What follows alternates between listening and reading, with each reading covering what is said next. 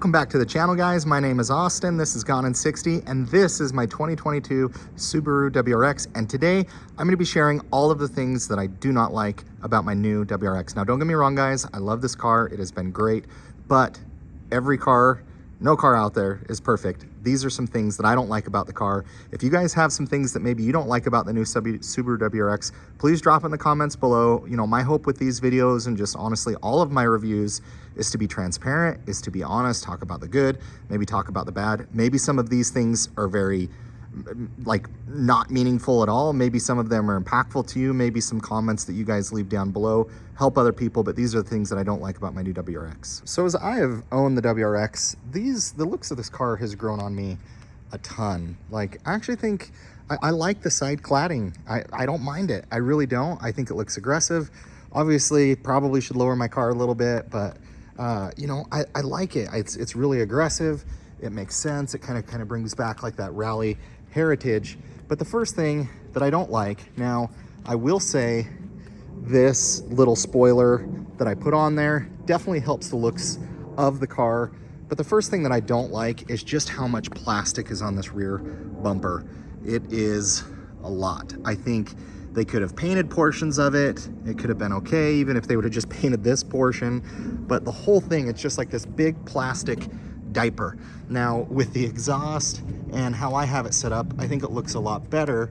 And you know, they try to make these lines flow from the tail light kind of over into there, this tail light down there, but I don't like the looks of the back of the car. And especially just kind of coming like this, like, why even do that design just to make that there? I mean, they tried, you know, adding different splitters, different stuff to make it look aggressive, but for me, that is the only part of the car that I don't really love the looks of, is the back of the car. Next thing I can't stand about the car, and if you guys haven't had a chance to drive one of these, if you have a new BRZ, if you have a new GR86, if you have a new WRX, the turn signal stock.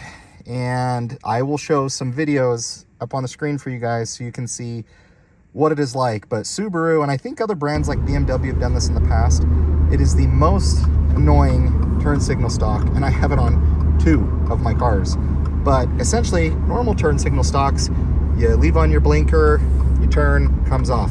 Not with these. It stays on, and then you try to hit it off, and then it puts on your left blinker.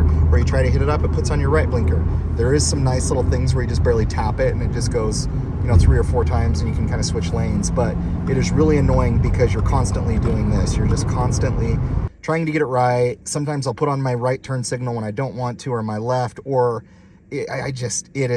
stick with what works, guys. Stick with what works. Maybe some of you out there like it. I don't. It drives me nuts. I've gotten used to it. Obviously, I have 2 cars with it, but I've just really not like that. Another thing that I don't like are these seats. I realize I don't have the most luxurious trim. Obviously, I could go up to the limited trim, then the GT trim with the Recaros. These seats are fine for daily driving. They're not bad. They're okay. You know, at first I didn't mind them. If you do long road trips in these seats, they're not very comfortable. And you know, the bolstering is okay. It's pretty stiff here on the sides, but overall the seats haven't been very comfortable. They're okay daily driving a little bit, but if you're going on any type of a long road trip or anything, they just feel hard. They just feel like really stiff, and especially as the car kind of rides stiffer and you can't soften the suspension, I have not been the biggest fan of these seats. I think they look good. I think with the red stitching, they look awesome. I just haven't liked these seats. Another thing that I just have not liked about this car, and you can fix it, which is great. I've already fixed it on my WRX. I thought I fixed it on my GR86, but apparently I need to redo it. And that is the annoying seatbelt chime. When you have people in the car, it will go off continually and get louder. It'll shut off everything. Like, it is the most annoying sound. And I've done a video on that. I've shown how you guys can disable it. One thing that I don't know, my brother-in-law and my father-in-law were down here. We were looking at cars. Obviously for the front, I had disabled the seatbelt chime. But my father-in-law was in the back and he kept not putting his seatbelt on right away, and the chime wouldn't go away. So I don't know if the chime works for the rear seats too. I'm assuming maybe it does, but Doing it on the driver's one, it does not do that for the rest of the car, especially the back seat. Now, I did fix it. It went away. It's super easy. I get it, safety, but if you're just moving the car and it just goes into high alert and it just gets really loud and really annoying. This one, I know a lot of you are going to be like, what, Austin? It's crazy. And I apologize. My car's not as clean as I would like. The other thing that I don't know is whatever Subaru uses up here for their dash makes this a pain in the butt to detail. Like over there, it's like almost like sticky. Like it is not satisfying to detail this car because you run your towel over it, your microfiber, and it just sticks. Like I don't know what material they used up here, but overall, I just don't like it. These are fine, you know, like the plastic up here is totally fine. You know, all the plastic in here is fine. I don't mind this plastic. All the plastic in here I'm okay with. I would rather have this plastic than piano black plastic because when you have piano black, it just scratches. It doesn't look good over time. So overall, I'm okay with as much plastic as they use. I know some people are gonna say it's cheap. That's fine. I'd rather have this than piano. But whatever they put up here, it just makes it not fun to detail. It's hard to drag kind of a cloth around it or microfiber towel. I haven't experienced that on other cars I've detailed or any other car that I've had. It's really weird.